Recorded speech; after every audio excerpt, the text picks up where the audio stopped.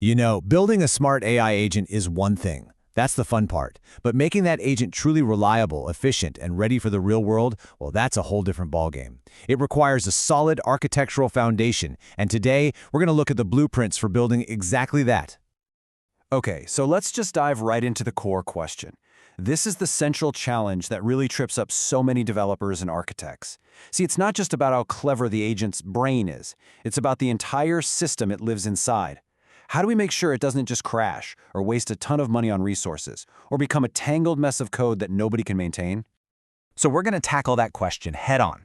We'll walk through 5 essential architectural patterns. First up, we'll look at 2 ways to deploy your agent. Then, we'll figure out how to manage all its connections to different AI models. After that, we'll see how to build a memory system that can survive a crash. And finally, we'll wrap it all up into a modern agent toolkit. All right, let's start at the very beginning, just getting your agent out there into the world. The first 2 patterns we're going to explore are all about this really fundamental decision of how to deploy your agent in the cloud. And it really is a choice between 2 very different philosophies. Okay, so think of this first pattern as the all-in-one box approach. What we do is take the entire agent, everything, its code, its libraries, all its dependencies, the whole shebang, and we package it all up into a self-sufficient little container. This makes the agent incredibly portable. You can run the exact same box on your laptop, on a client server, or across a massive cloud, and it's going to behave the same way every single time. It's super consistent. So the box is great for being simple and portable, no doubt. But here's the catch, right? What if your agent has, say, 10 different capabilities, but just one of them, like checking inventory, gets called 1,000 times a minute? Firing up that entire heavy application container over and over just to do one tiny little job can be a massive waste of time and, more importantly, money. And that brings us right to our second pattern, which I like to call the on-demand specialists approach.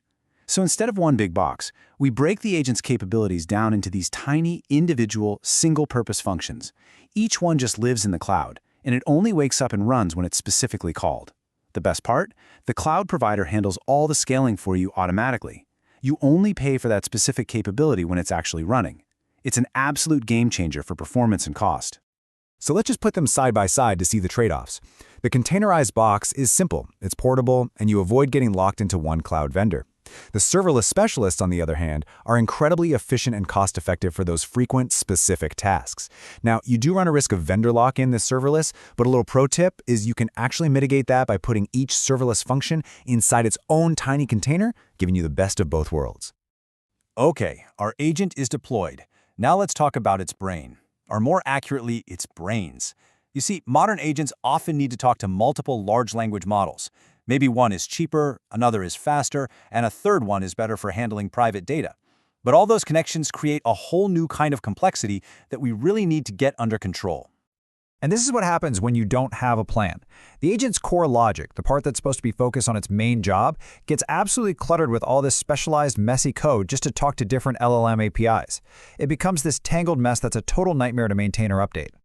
The solution, though, is actually pretty elegant. It's this pattern, the managed LLM endpoint. Honestly, just think of it as a universal translator. It's a totally separate, dedicated service that sits right between your agent and all those different LLMs. Your agent makes one simple, standard request to this endpoint, and the endpoint itself handles all the messy, proprietary communication details. And the benefits are just fantastic. Look at this. Your agent's core logic is now completely clean. It can just focus on its actual business purpose. And even better, this endpoint can be a shared hub for all the agents in your system. This is huge because it means you have a single place to manage security, costs, and logging. Plus, you can swap LLMs in and out without ever touching your agent's code. So we have a well-deployed, cleanly architected agent. But what happens if it just crashes right in the middle of a task? All of its progress, all of its short-term memory is just gone. Poof. This amnesia problem can cause failures to cascade through your entire system. So let's figure out how to build a fail-safe memory. This pattern is basically your agent's autosave feature. It's really simple. We just introduce a durable external place to store things, like a database, where the agent periodically writes down what it's doing. Imagine an agent processing a multi-step order. If it crashes after taking payment but before sending the confirmation email, you absolutely need it to know exactly where it left off. This pattern makes sure its current state is always safe. And this little story here shows you exactly why this is so critical. The agent starts its work, it saves its progress, and then, boom, it fails. But it's okay. A brand new instance of the agent spins up, it reads that last saved state from storage, and it picks up right where the old one left off. The task just continues like nothing ever happened. This provides a massive boost in robustness for your whole system. So our agent can recover from failure, which is awesome. But you know how it is. Solving one problem often reveals another one. That persistent state data, it has to be really detailed and complex for a perfect recovery. But what if another agent in the system just wants a quick, high-level status update like, is it done yet? Forcing it to download and read that entire detailed log is just incredibly inefficient. And this is where our final pattern comes in to save the day, the materialized agent activity state view. Just think of it like an executive summary generator. It's a separate engine that's constantly reading all that detailed, complex state data and creating a simple, summarized view of it. Something easy to read, like task is 75% complete, or status awaiting approval. This chart shows the impact perfectly. Other agents who just need a quick update can now ask this lightweight, summarized view.